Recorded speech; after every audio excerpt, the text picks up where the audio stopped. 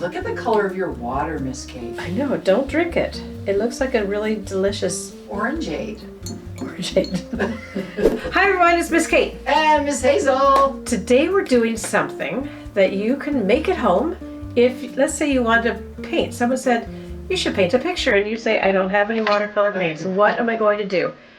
I'm going to show you what to do. So here are some colors that I made already, but I'm going to show you how we did it. Start with a bowl. The first thing we're going to do is the fun part because it's vinegar and baking soda, so that's always fun. We're going to start with 4 tablespoons of baking soda.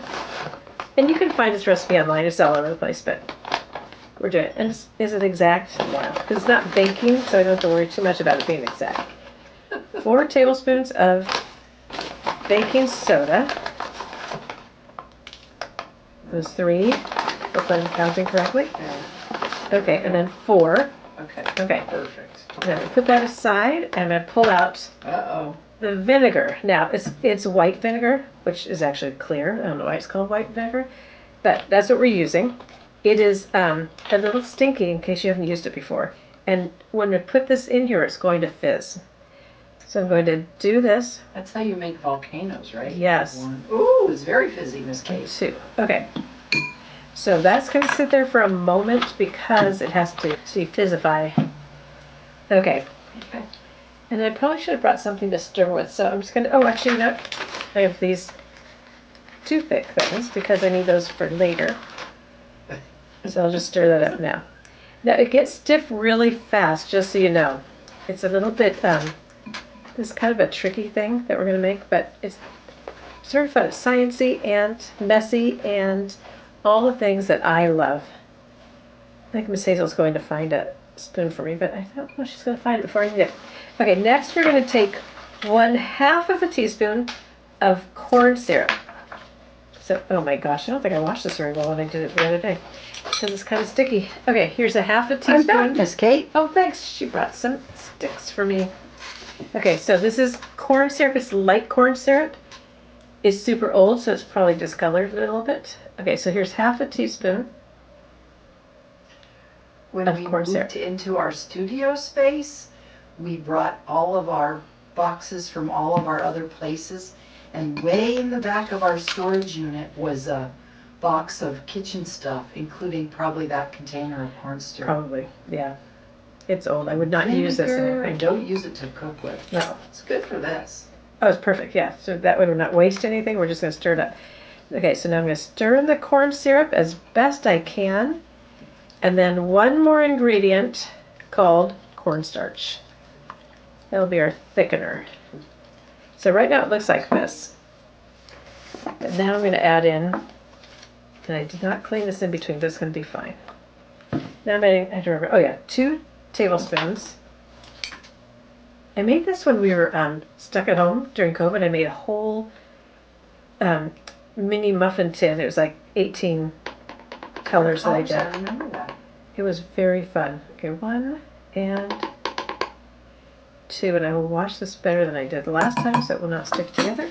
Put my cap back on and stir this up some more. It kind of looks like frosting. Ooh, yummy. Don't eat it though. Don't eat it. It would be really disgusting. Don't eat this stuff. Ugh. Okay. Now, oops. And then I missed some on the table. That's why you need to cover your workstation all the time. Or at least I do, because I'm a little bit of a messy person. This is where it starts to get thick. It's kind of like when we've made oobleck and it gets... Oh, yeah. In fact, let me just see. It's a solid... And is it a liquid? It's kind of liquidy, yeah. It's almost the same as oobleck, but not quite. Okay, now I'm going to move into my muffin tin. So I used a disposable muffin tin because the last time I used my nice mini muffin tin, and now I don't have that anymore. So no one in her home wants to eat from her science projects containers. You know, is that weird? They don't want to eat out of things that I've used. Don't tell them I'm using this bowl from my house too. No, I'm kidding. So now I'm going to squish some of this in here. It's very, very thick, but not quite solid yet. It's enough to make 4 the same size I did the other day. Oh my gosh. So I'm going to use this tray here. I'm going to scoot that over. A spoon would have been much easier had I planned ahead. I would have had a spoon in here. But. And maybe even a spatula? Yeah. Or, just deal with what you have. There you go. Okay, so now I get to decide on what colors I want to make. Oh yeah, I have the color here. Ooh, I thought I forgot the color. We have this container. I'm going to show it to you because it should not look like that in your kitchen. I would imagine it's going to look like that. But this is this container of lots of many colors, bits and pieces of color. So I've already made red, green, that's sort of a yellowish color, and blue. So let's see what else we have in here. I think there's a pink one in there. I think that's actually, that's what I used already for that reddish color. I used this one. But we could, if they're so old that they're not really coming. Okay, I could mix a little bit too. So I'll put in a little bit of red. And I know there's a science to this where you can figure out exactly how many drops to get the right colors that you want, but, are we really going to do that? Probably not. Okay, so I've got red and blue in there. I'll do this yellow and see if it comes out more yellow than that one did. No, I think it's going to come out the same. You could put a little red in, make it orange. I could do that. Why don't I try that? Here we go. I'm using both gel and liquidy watercolors. And then for our last one, dun dun dun dun dun, we don't have many other colors to choose from. Oh, I don't think I could get the yellow off. That's why I didn't use that one the other day. Okay, I'll try this yellow, see if it's more yellow. Oh, this is going to be more yellowy, I think, than that one. So I have lots of yellowish colors.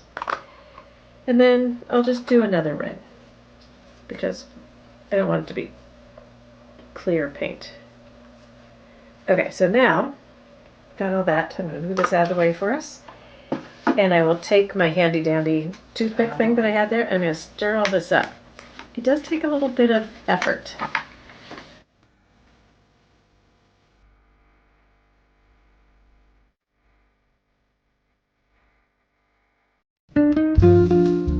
Okay, so there we go. Yeah, I'm going to switch to the stick because this is not really working for me. I'll try and get some of the goo off of myself. You have a blue finger. Yeah, I didn't realize I stuck my finger in there. Okay, so I'm stirring up this one. It's more like a, what color would you call that? Can you see it? Oh, like it's pretty. Is it in the teal family? Sure. Like an aquamarine? Yeah, it's kind of pretty, isn't it? It's not what I thought was going to happen, but I like it. They are colors that will fade, just to let you know. So, like the ones I did years ago, after a while the colors kind of faded in them. But yeah, and I think that part of doing art is about the process, not the product, right? Yes. So that we end up doing fun things. And is it fun? And did you learn something? And then, so what did we learn today from this? You should wear gloves, Miss Kate. You should not put your finger in blue dye. That's a good one. Okay, now I have a piece of, I'm going to move these over so they can dry and then we can use them next time. So I have some water ready. All right, here we go. Okay, we're going to try the paste. We didn't, I do have the spray. When we use watercolors, we like to spray them to kind of activate them. Wake them up. Yes. Wake up, little friends. Okay. So we're going to try this out and get it wet. Oh yeah, that's pretty, isn't it? We're not going to paint anything specific. I'm going to get this wet. That might help. But look how nice the colors are. Can you see that? That's really beautiful. It's kind of amazing, isn't it? That this is just things that are in your kitchen. You can make your own paint. Yeah, that's Wouldn't it be fun if you were, like, some people make it with, like they use plant materials. They use like beets to get your nice deep colors, but we can just use... Ooh, look at the color of your water, Miss Kate. I know, don't drink it. It looks like a really delicious... Orangeade.